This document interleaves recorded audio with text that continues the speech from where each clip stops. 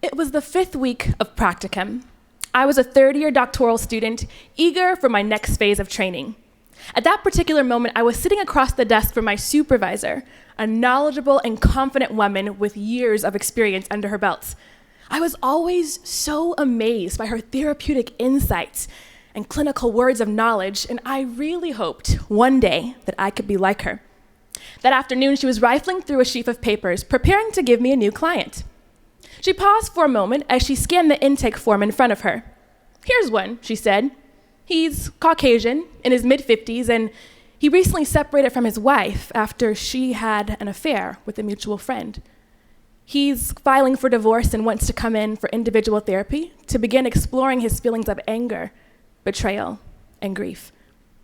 She skimmed the form a bit further and then added, "He notes that he's been in therapy before and he's worked with graduate student interns in the past, and so this time he's asking for a seasoned therapist." She set the sheet of paper on the table and looked up at me intently. Our eyes met and she said, "I know you're qualified to take this case, Christin, so I need you to be a seasoned therapist." I need you to be a seasoned therapist. The words resounded over and over again in my mind like a broken record. I glanced away briefly and tried to gather my spinning thoughts. They're moving a mile a minute. Me? I thought, me? A seasoned therapist? Does she remember who she's talking to? Sure, by this time I was a third-year doctoral student. I had lots of clinical hours under my belt. Well, by lots, I mean a few hundred. I had a great deal of wonderful supervisors, and I'd taken dozens of psychology classes. I'd studied a range of disorders, techniques, models, and interventions. Yes, but a seasoned therapist? Really? Maybe in 20 years, but right now, what the heck was she thinking? All of these thoughts flashed through my mind in just under 3 seconds. I looked back up at her, and she was staring at me expectantly. "So, can you take the case? Will you do it?" Sure, I mumbled. Yes, of course. I'll take the case, yes. "I can do that," I said. I looked at her steadily and could see the trust that she had in me, in my training, and in my natural ability. She'd been a supervisor for years, and she knew how to match clients with therapists. She knew what she was doing, and apparently she believed that I knew what I was doing too. So maybe I knew more than I thought. 2 weeks later, it was time for our first session. David walked in the door, a tall, dark-haired man with brown eyes and a no-nonsense look about him. I spent the first several minutes going over the necessary paperwork, and then I set it all aside and sat in silence. It was time to begin, and I wanted David to feel comfortable beginning wherever he felt comfortable, and he didn't make me wait long. "So, you're Christin," he said. "Yes, I'm Christin, your new therapist," I replied. "You're young," he said. Sounds like you were expecting someone older," I replied. Where was he going with this? I wondered. For the next 5 seconds, David was sizing me up, and I knew it. And there I was, 5 feet 2 inches tall, hair pulled back in a bun, dressed in dark slacks and a turquoise-colored blouse, caramel-complected skin without a hint of makeup, and an expectant expression on my face. There I was. I saw him glance down at my left hand, and I was sure he was checking my ring finger. I wondered, is he wondering whether or not I'm married or not? Where is this session gonna go? "Yeah," he continued, "you do seem young. What are you, 22, 23? What did you say your credentials were again? Have you ever even worked with anyone who's been through a divorce before?" He paused just long enough to catch his breath, and I could tell he had a dozen similar questions just waiting at the tip of his tongue. I can't tell you how much I wanted to just nip all those questions in the bud. Just pause him right there. I wanted to find out how I could make him trust me. And then I remembered that trust isn't something that you can force on anyone. And so I pulled myself together and took a deep breath and decided to take it slow. "Wow," I said, a bit taken aback. "Those are good questions, and I don't mind answering some of them, but before I do, I'd like to share a few of the thoughts that are coming to my mind. David, I feel like this whole situation has got to be pretty awkward for you. I'm sure that whatever is bringing you in here today has been weighing heavily on your mind for quite some time, and I sense that being here in therapy has not quite been what you expected so far. Here you are, sitting across the table from me, or across the room from me, and you've been waiting for an appointment for weeks. I must seem young and maybe even inexperienced. I saw your quick glance at my hand, and you may have noticed that I'm not wearing a wedding band, and that may mean that I'm not married. And if I'm not married, you may be wondering, what the heck do I know about helping someone work through a marriage that's falling apart? I paused for a moment and then added, I'm not sure if you're wondering about those kinds of questions, but what you were asking makes me wonder if you're really curious about whether or not I can help you at all, or if being here will just be a waste of your time. David stared at me blankly. This time he seemed a bit stunned and caught off guard, and so I sat quietly as he gathered his thoughts. Yeah, that's true. You really do seem young, and I am wondering about your experience level. I mean, I saw the clinic's website, and I saw that you had your master's degree, and it says that you specialize in working in these types of relationship issues, but that doesn't really convince me that you're qualified to really walk with me through this really important season of my life.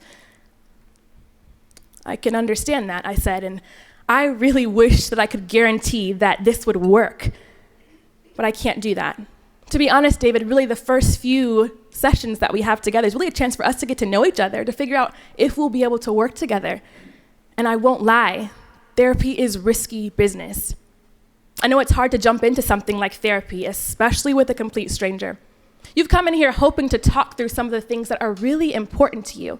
And I can imagine that the idea of opening up about all of these things to a complete stranger sounds utterly ridiculous, and you're wondering again if it'll be worth it. Yeah. He sighed as he leaned back in his chair. I really do want to be able to trust that this will be worth it. Trust is essential for any relationship, and therapy is no exception, I said. Yeah, trust, he muttered. In that moment, I knew that if we could establish a sense of trust, really just enough trust to get started and begin figuring out where we were going to go, then we would be laying a solid foundation for all the work that we could possibly do together. David, I said somberly, I don't know all of the details that bring you in here today, but I want you to know that this is a safe space where you can share about your experiences openly. I also want you to know that you're welcome to share your hopes and joys, as well as your fears and concerns, not just about anything, but even about our relationship and whether or not you think we'll be able to work together. When you share those things, your concerns won't scare me away, and I can promise you that I'll take your concerns seriously. I know that it takes time to build genuine trust, and I don't want you to feel rushed in that process.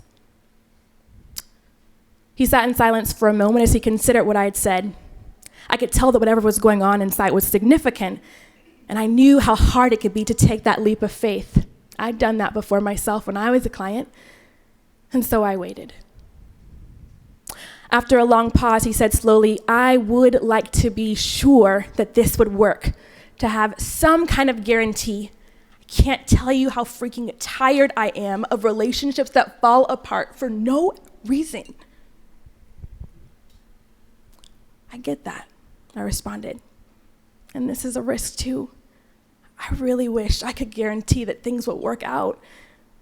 But what I can do is commit to being here, to walk through that journey with you.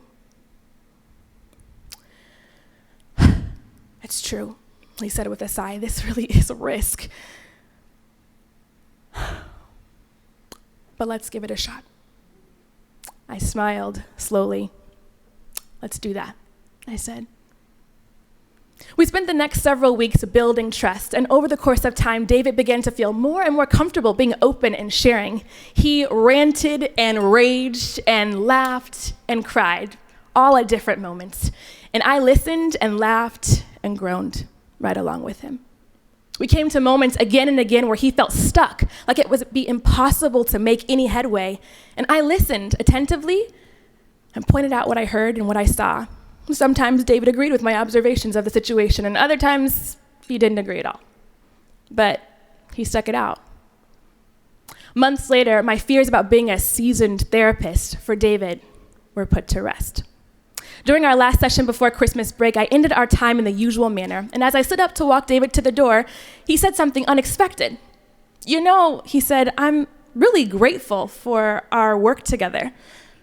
He hesitated for a moment before adding, "I really wasn't sure how this would work out, but you're actually a bit wiser than I thought you would be." I smiled and then replied, "I'm really glad that this has been a meaningful experience for you, David. And I'll be honest, this has really been meaningful for me too. I've learned a lot as well from our interactions together." We stood there for a moment, reflecting on all of the work that had been done over the last several months. Neither of us had known how our work together would be. David added, "I actually feel hopeful about the progress I'm making. This is good stuff."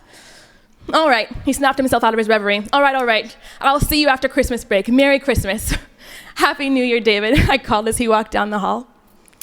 I shut the door and rested my head firmly against it. What good news. I thought back to that moment in my supervisor's office in early October. I was extremely grateful that I hadn't let my own questions about my competence and David's fears about my level of experience get in the way of us developing a trusting therapeutic relationship that was the beginning of such healing and growth for David. I remembered my supervisor's words that had been so haunting to me at the time. "I need you to be a seasoned therapist." I laughed this time as I remembered. I really wasn't sure how seasoned of a therapist I had been or how seasoned of a therapist I was at the moment, but I did know that my work with David had been meaningful. He had told me that himself. And I also knew that our work together had reminded me of why I love this kind of work so much, what makes it so amazing. The experience had been transformative for both of us, and I really couldn't wait to tell my supervisor how things were shaping up. Thank you.